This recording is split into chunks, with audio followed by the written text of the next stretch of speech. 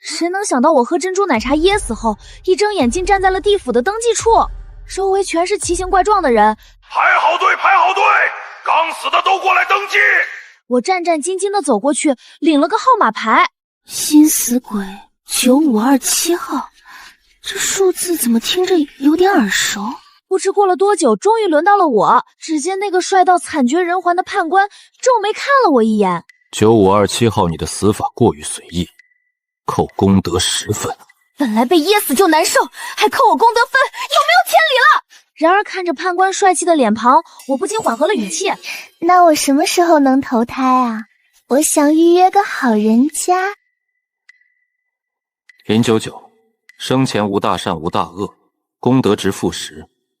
普通号排队预计需要300到500年才能投胎。500年，人类还在不在地球都难说，没别的办法了吗？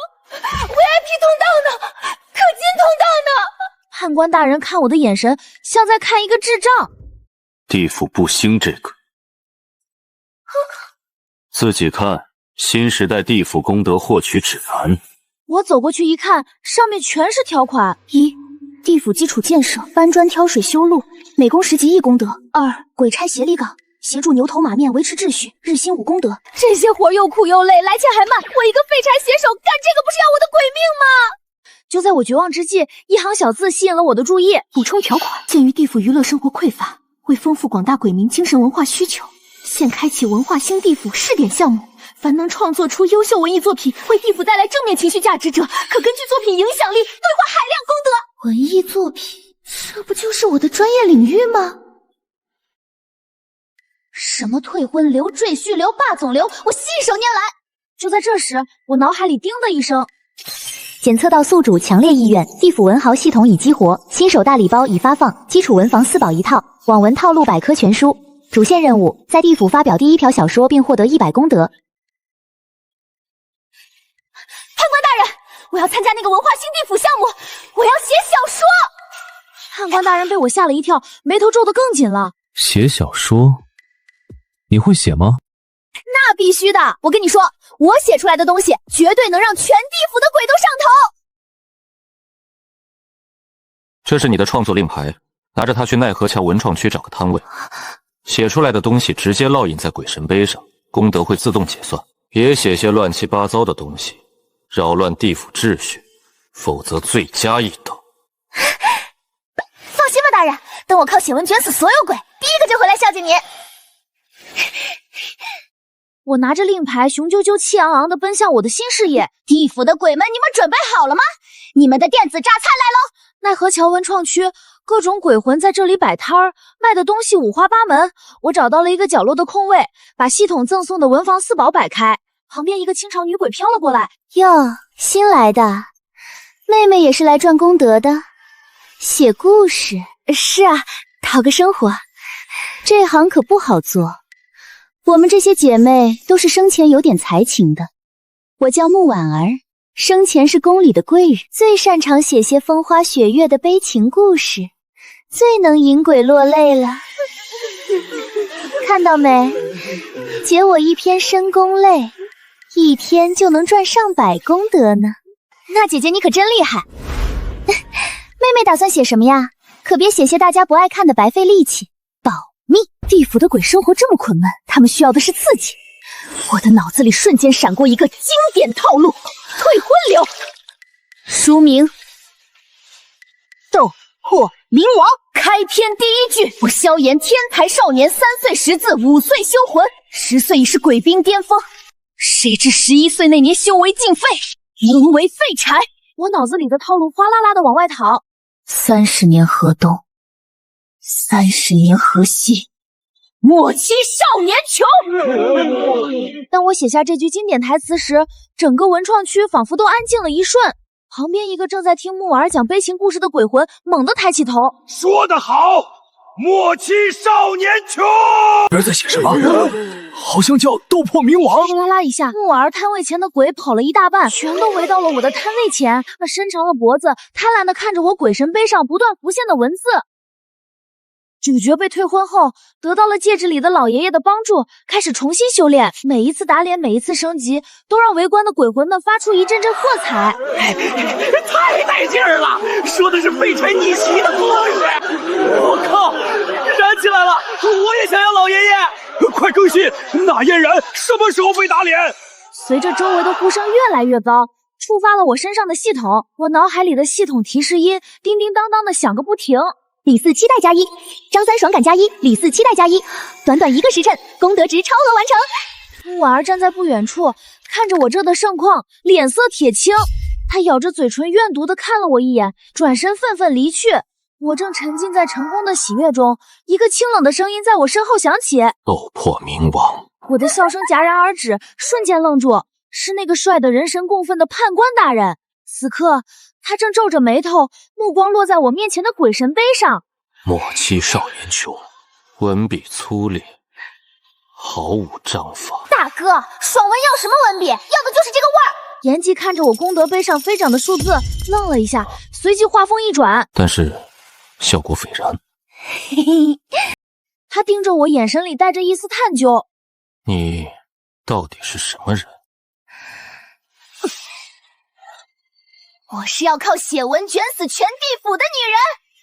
严寂显然无法理解我的脑回路。荒谬，不得扰乱地府秩序。说完便甩袖离开。大人，这叫幻想，叫设定啊！看着他渐渐远去的背影，一个大胆的想法在我脑海中形成，这不就是活脱脱的男神模板吗？禁欲系男神啊！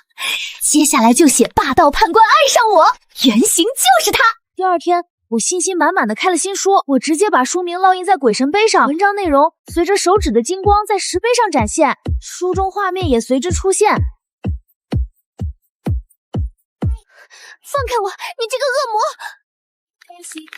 你的鬼声只能由我主宰。我这篇文章一出，效果比斗破冥王还要爆炸。之前围观的男鬼们还没走，又来了一大群女鬼。那个是严判官吗？他私下里这么霸道，这个叫099的也太幸福了吧！作者快更新，我要看他们亲亲！随着读者的增加，我功德源源不断的汇入，短短半天，我的功德就突破了1000大关。我俨然成了奈何桥文创区的顶流。木耳的摊位前彻底没人了，他气得脸都绿了几次，想过来找茬，都被我热情的读者给瞪了回去。你瞅啥？别打扰99大的产量！木婉儿恶狠狠地看了我一眼，愤愤离去。我写的正嗨，忽然感觉周围的气温骤降了好几度，一股强大的压迫感从我身后传来。我僵硬地转过头，严寂就站在我身后，他的目光死死地盯着鬼神碑上的文字，特别是那句邪魅的笑容。他的嘴唇在微微颤抖，不知道是气的还是吓的。我心虚地蹲在一旁，不敢看他。周围的鬼魂们瞬间爆发。原型来了，真人比书里还帅！鬼影真人版壁咚吗？好期待啊！我转身讨好的对严寂笑了笑。099，你过来。我哭丧着脸，不情不愿地向严寂走过去。严寂周身散发着生人勿近的气息，我转身依依不舍地告别。家人们，等我回来再更。如果我回不来了，记得给我烧纸。99放心呗，严不关我们帮你扛。我信你们个鬼！我跟着严寂向判官殿走去，他一屁股坐在主位上，把一本册子摔在我面前。这是什么？药丸，这不是我给鬼差们写的进修手册吗？怎么落到他手里了？女人，你这是在玩火！该死的，你的味道竟如此甜美，我允许你喜欢我。你写的这些东西，现在全地府的鬼差都在学。昨天牛头对马面说：“男人，你成功引起了我的注意。”2个鬼差差点当场打起来。还有，现在所有女鬼见了我，都用一种奇怪的眼神看着我，好像我随时会把她们按在墙上一样。我几千年的清誉全被你毁了！我看着他气急败坏的样子，突然觉得有点好笑。我走过去谄媚的笑笑，给他倒了杯鬼茶。大人，您别生气，这说明我写得好啊！您看，您的形象都深入鬼心了。我不需要这种深入鬼心。那我下次换个人写。你还想写谁？阎王爷吗？这主意不错。林99。好，不写了，不写了。大人，您看我功德长得这么快，也算是为地府做贡献了嘛。您就高抬贵手，当没看见，行不行？下不为例。还有，不许用我的名字和形象。明白。下本书男主角改姓严记的记，叫山记，跟您绝对没关系。自从我的霸总小说火了之后，整个地府的文化风向都变了。你看了吗？判官大人的契约小淘气了！今天判官大人终于要抢我女主角了！我的2本书，一本主攻女性市场，一本主攻男性市场，功德值每天都在以恐怖的速度增长。我一跃成为地府新晋的功德小富婆，连看守奈何桥的鬼差见了我都会喊一声99大大。当然，有人欢喜就有人愁。木婉儿那套悲情苦淡的戏码彻底没了市场，他的读者全都叛变到了我的阵营。他不甘心，于是他开始模仿我。我写退婚流，他也写，讲的是曾经的京城第一才女，如今却丹田破碎，被当朝太子一纸休书退婚的故事。不能说很像，只能说一模一样，但他只学到了皮毛，没学到精髓。我的主角虽然是废柴，但骨子里是桀骜不驯的狼王，读者们根本不买账。什么玩意儿？退婚了不想着自己修炼变强，就知道哭，没劲。木婉儿的第一次模仿惨淡收场，他不服气，又开始模仿我的霸总文。他以为霸总文的精髓就是强制爱和虐身虐心，结果写出来知音故事会味道，读者们看过后更不买账了。神经病啊！这是霸总还是变态？木婉儿彻底败了。这天，他终于忍不住，带着几个跟班冲到我的摊位前。林99，你这个抄袭狗！我抄谁了？你写的那些都是不知从哪里抄来的下三滥套路。大姐，说话讲证据。你说我抄袭，你拿出证据来。这些故事是地府以前有过，还是你写过？这时，我的一个壮汉粉丝不乐意了，站出来替我打抱不平。自己没本事就说别人是抄的，99大大这叫开创流派，懂吗？就是，有本事你也开创一个啊！有本事你也开创一个！木婉儿被怼得哑口无言，灰溜溜的跑了。你给我等着！他倒是提了个醒，地府鬼才不少，我必须不断创新，保持领先，得赶紧构思新书了，写点更劲爆，让这群土包子没见过的东西。我正苦思冥想，脑海里的系统突然叮的一声，触发特殊任务，卷死同行，1个月内开创3个全新流派，全面占领地府网文市场。任务奖励功德值100万，以及特殊道具阎王催更令。100万功德，还有阎王催更令，听起来就很牛逼。我的斗志熊熊燃起，家人们，我林99要开启日更3万的爆更模式，新书题材管够，你们的功德准备好了吗？鬼魂们爆发出震天的欢呼。除了斗破冥王等旧作，我要再开2本新书。一本是我在地府直播算命，主角可以连接阳间，通过算命积攒功德。这个设定一出来又炸了，无数鬼魂挤在我的摊位前，想通过我的小说看看阳间的亲人现在过得怎么样。大大，求求你帮我算算，我孙子考上大学了没呀？99大大，我老婆在我死后再嫁了吗？那个男人对她好不好？我当然算不出来，但我可以编呀。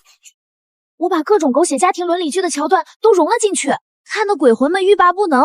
另一本我决定玩点大的，书名重生之我是阎王殿的团宠，我林99竟是阎王爷失散多年的闺女。这书主打一个团宠，我想吃阳间的火锅，黑白无常立刻给我现场做。嫌地府太黑，判官连夜装上了太阳能声控灯，写的极其沙雕，极其放飞自我，直接一整个火爆出圈。这天我正在奋笔疾书，突然感觉周围又是一阵熟悉的低气压。判官大人，这次的男主真不是你，是黑无常。你就是林99。是小鬼。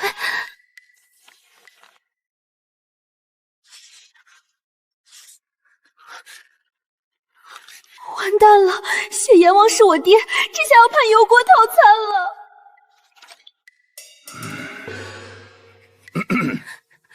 闺女啊，你书里写我揍了撒旦，不错，我早就看那红毛不顺眼了，就是过程不详细，下次多写点我英明神武的场面。还有那个生日派对，怎么没写玉皇大帝给我敬酒的细节？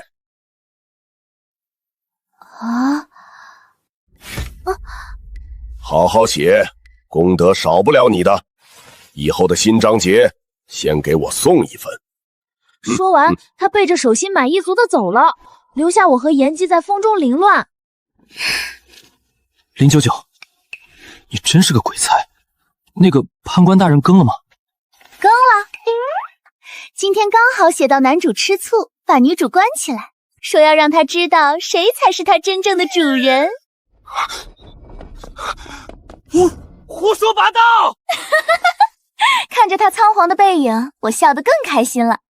傲娇的判官也太可爱了吧！有了阎王爷这个官方认证，我的地府文豪事业更是如日中天，从奈何桥边的小角落搬到了整个文创区的中心 C 位。安慰也鸟枪换大炮，成了一个气派的小阁楼。我的功德值已经多到我懒得去数后面有几个零了。牌匾上阎王爷亲笔题的99书屋4个大字，现在唯一的烦恼就是每天被催更。九九大大，你那个书男主什么时候成斗帝啊？九九大大，判官大人什么时候表白啊？九九大大，阎王爷的私生女什么时候统一3界啊？我每天被这问题淹没，感觉自己不是在当地府文豪，而是在当生产队的驴。唯一能让我喘口气的，就是妍姬偶尔会来视察工作。他总是板着一张脸，以维持秩序为名，把我周围那些过于热情的读者赶走。然后他会装作不经意地问一句：“那个姓单的今天有什么进展？”我知道他问的是判官大人里的男主角单季，我就会憋着笑把今天的更新内容告诉他。今天单季为了救女主，一个人单挑了魔界10大高手，他还受了重伤。女主以为单季死了，抱着他哭了1天1夜，还说要跟他一起死。我们的关系也在剧透和追更中变得暧昧起来。然而好景不长，木婉儿又出现了。她在孟婆的帮助下也开了一家书屋，就在我的书屋对面，叫婉儿斋。她不再模仿我，而是另辟蹊径，写起了前世今生的虐恋文学，三生三世望穿情。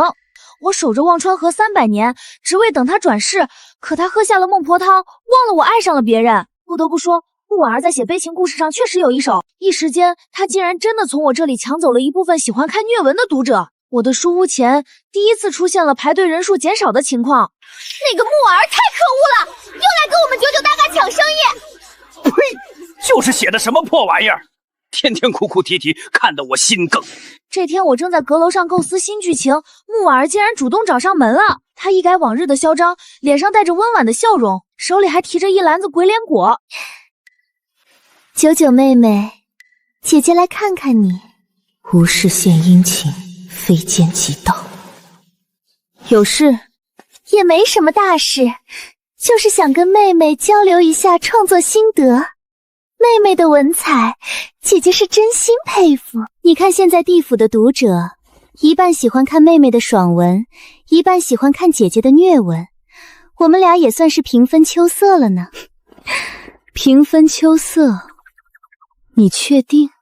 我的功德值总榜第1，甩了你这个第2名好几条街。姐姐知道妹妹有阎王爷撑腰，但写文这种事终究还是要靠作品说话。读者是不会骗人的呀。严判官也在这里。我回头一看，妍姬正皱着眉看着我们。木婉儿立刻换上一副楚楚可怜的表情，对着妍姬一拜：“婉儿见过严判官，判官大人万安。”他的声音嗲得我掉了一地鸡皮疙瘩。判官大人，婉儿最近写了一本新书，里面的男主角是一个为了天下苍生牺牲爱情的神君。婉儿写的时候，心里想的就是判官大人呢。我瞥了眼妍姬，想看看她什么反应。我没那么写。木婉儿的笑容僵在脸上。妍姬从怀里拿出一份卷轴。我今天来是奉阎王之命。阎王有令，地府文化事业蓬勃发展，值得嘉奖。特举办第1届地府文学金笔奖，以表彰优秀作者，本次金笔奖设最佳作品奖1名，获奖者可获得100万功德，以及一次指定来世投胎的机会。我猛地站了起来，木耳的眼睛也瞬间亮了。这意味着只要拿到这个奖，就能立刻投个好胎，不用再在地府苦熬。木耳急切地问：“评选标准是什么？”很简单1个月后，以作品的最终总功德值定胜负，价高者得。说完，他转身离去。书屋里只剩下我和木耳，空气中弥漫着浓浓的火药味儿。木耳收起了他那副虚伪的笑容。099，这次我不会再输给你了。战争正式打响了，金笔奖的消息像长了翅膀一样，瞬间传遍了整个地府。我和木耳的对决成了所有鬼魂茶余饭后最大的谈资。你们说，这次谁能赢？肯定是99大大呀！他的书又爽又甜，谁不爱看？不好说，木耳那个三生三世最近也很火。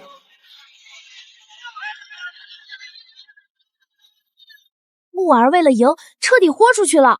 他开启了疯狂爆更模式，一天更新10章，剧情也是怎么虐怎么来。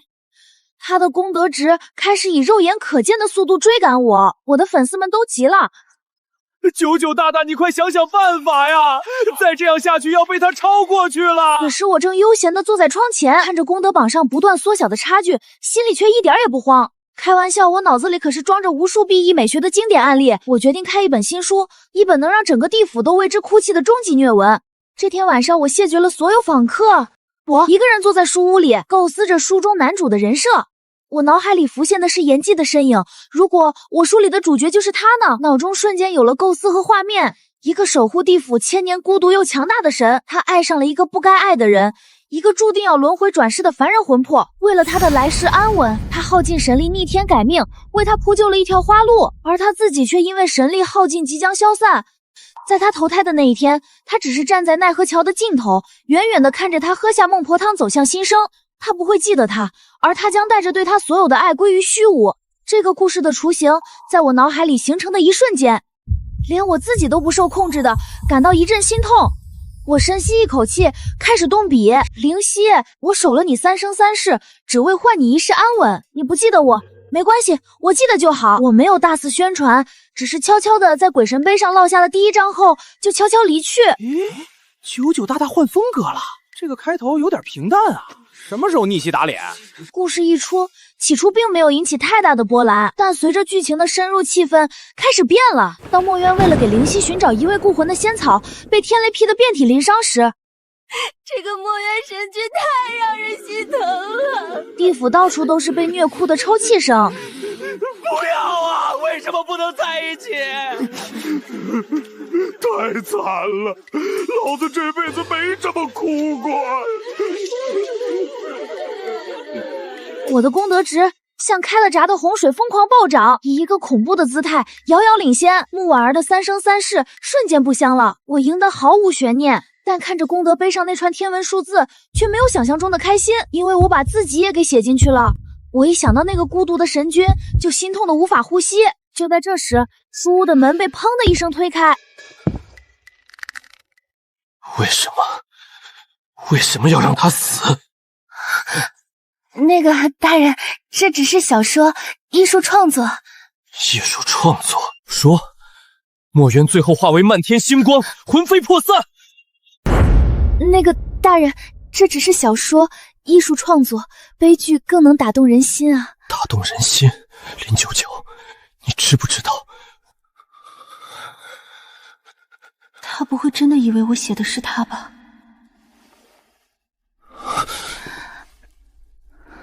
如果我是灵犀，你是墨渊，你会怎么做？我不会让他死。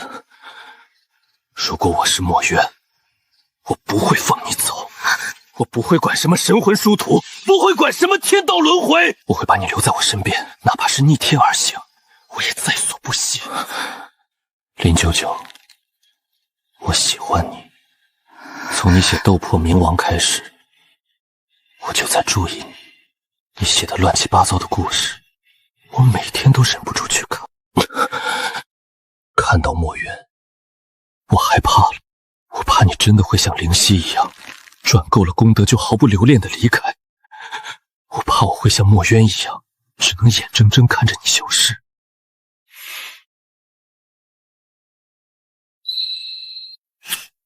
严大人，你的告白我收到了。那么，作为交换，从今天起，你严寂就是我099的人了。好。就在这气氛正好甜得发腻的时候，砰的一声，书屋的门又被撞开了。木婉儿一脸不可置信地指着我的功德，失魂落魄地跌坐在地。你的功德怎么可能？我这才想起来还有个金笔奖。木婉儿看着紧紧相拥的我和严寂，以及那天文数字般的功德榜，终于承受不住打击，哇的一声哭了出来。我不信，我不玩了！木婉儿转身哭着跑了出去。我转过头，笑眯眯地看着严寂，严寂装作若无其事地松开我。严大人，刚才到什么重要环节了？099，金笔奖你已获胜，阎王爷召见，我们该去领奖了。阎王殿里气氛庄重，金笔奖的颁奖仪式简单而隆重。099，你开创了地府文化盛世，这指定来世投胎券是你应得的。散发着金光的卷轴从天上缓缓地落下。你可以指定下一世当帝王公主，或是富商巨贾，我都能为你安排。握着那张沉甸甸的券，心里却百感交集。我深吸一口气，做出了一个决定，走到阎王爷面前，将那张投胎券高高举起，然后在所有鬼震惊的目光中把它撕成了2半。我不投胎了。刹那间，阎罗殿内的鬼差瞬间炸开了锅。他疯了吗？来世的机会啊，就这么撕了！严寂猛地抬起头，不敢置信地看着我。阎王爷也愣住了。099，你可知你在做什么？我转过头，目光坚定地看向严寂，严寂眼底瞬间涌起狂喜和不敢置信。我知道，但我找到了更重要的东西。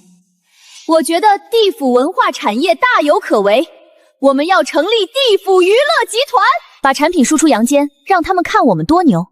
我099自愿放弃投胎机会，请求留在地府担任娱乐集团 CEO。阎王看着我，眼神从震惊变成了狂喜。准了，任你为地府首席文娱官，总管地府文娱事宜，官居1品。另将严判官调为你副手兼未婚夫。阎王爷，这不合规矩。规矩是死的，鬼是活的嘛！你们主内主外，简直是天作之合。严寂那脸红的像煮熟的虾子。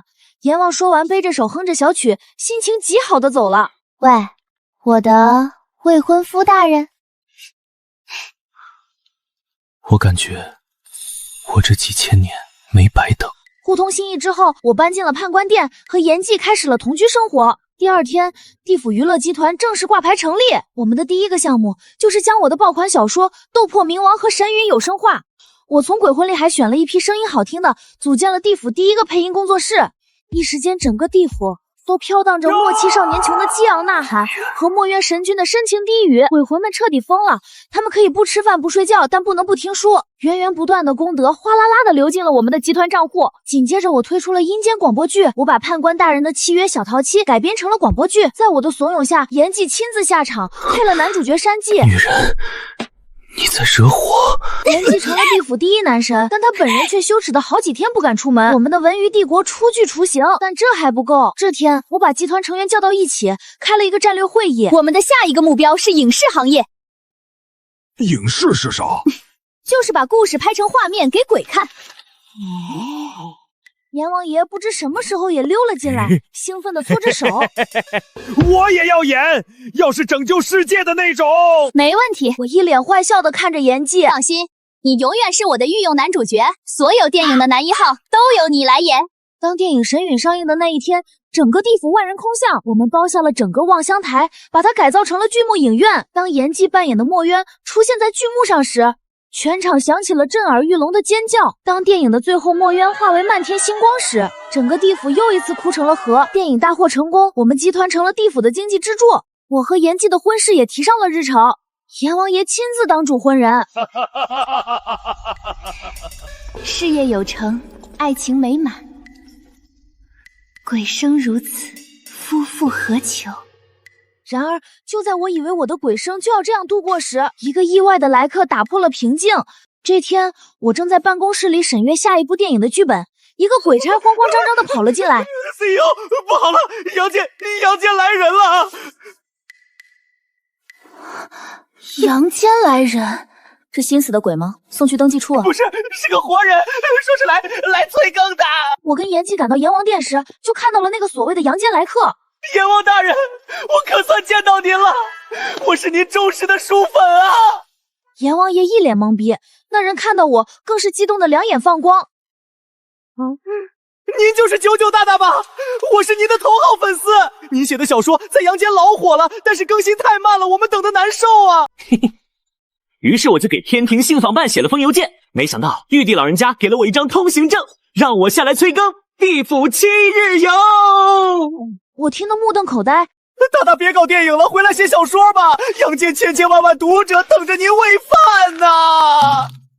我看着他真诚的脸，又看了看旁边一脸憋着笑的阎姬，突然觉得我的事业好像又有了新的方向。活到阳间这件事，让我在地府的声望达到了一个新高度。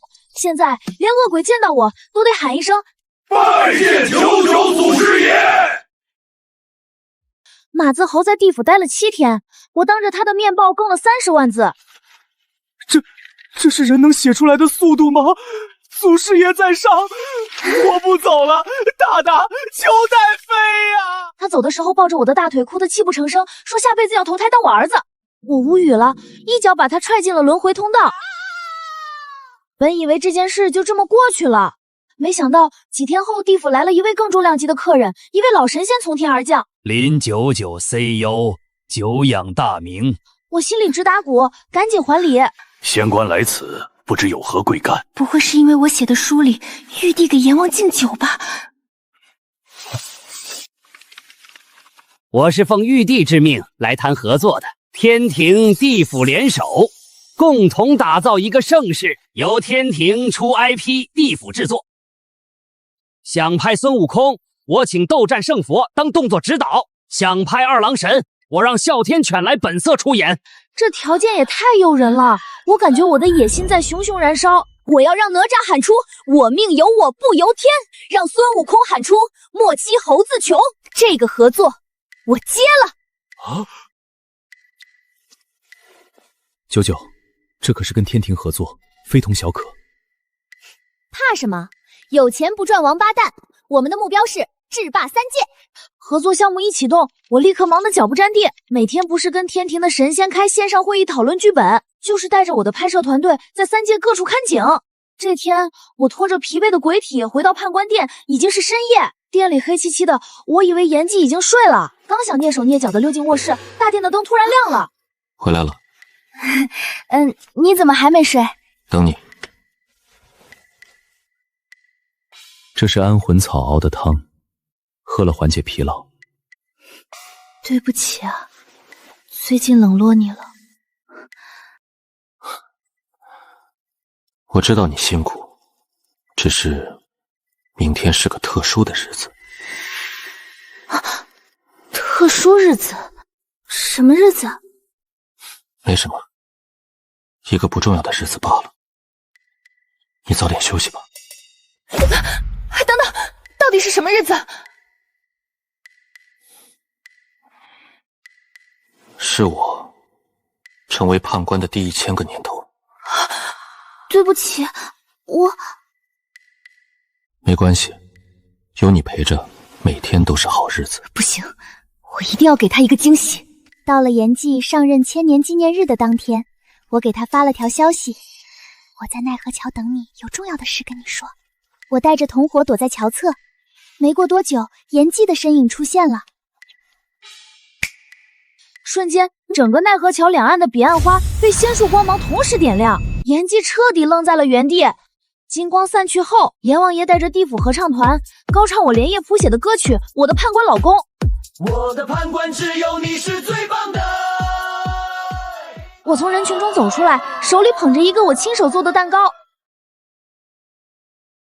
严大人，上任1000年快乐，这是我送你的礼物。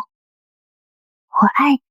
延季的千年庆典过后，我们的感情更加如胶似漆，我们的项目也进行得非常顺利。第一部电影《哪吒之魔童降世》上映后，天庭、地府、人间都赚得盆满钵满。直到有一天，地府来了一个不速之客，他浑身散发着极其强大的怨气和神力，他一出现，整个地府的温度都骤降了好几度，眼神冰冷，充满了仇恨。我和延季还有阎王爷立刻赶到现场。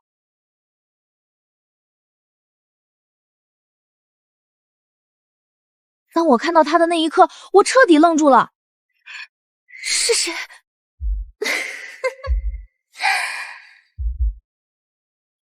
我是谁？我就是你呀，或者说，我是被你抛弃的那个099。你写的故事里有无数悲惨命运，我是你所有 BE 文里的怨念集合体。你给了我们生命，又给了我们痛苦。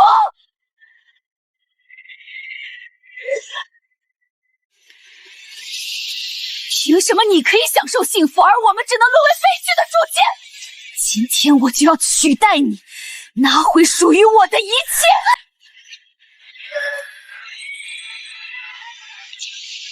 没用的，嫌弃你护不住他的，就像墨渊护不住灵犀一样。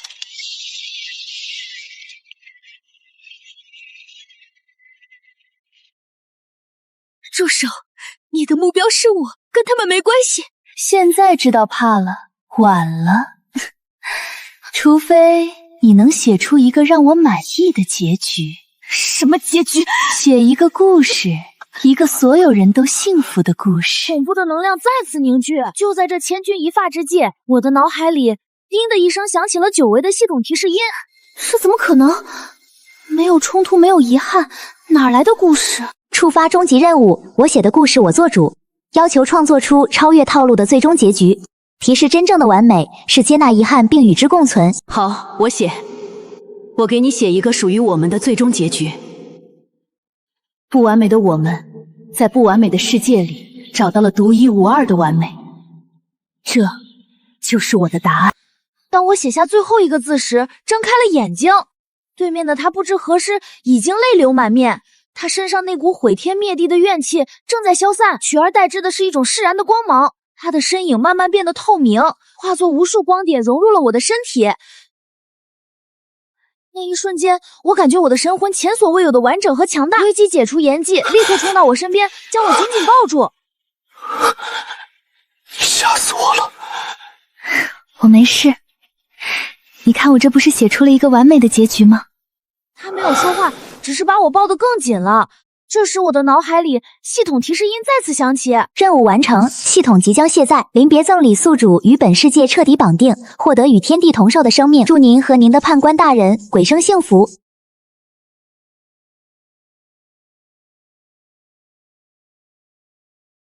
喂，严大人，想不想去人间看看？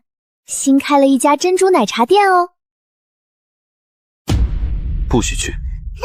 去嘛，我保证不噎着。不然去天庭看美男跳舞。099！延季，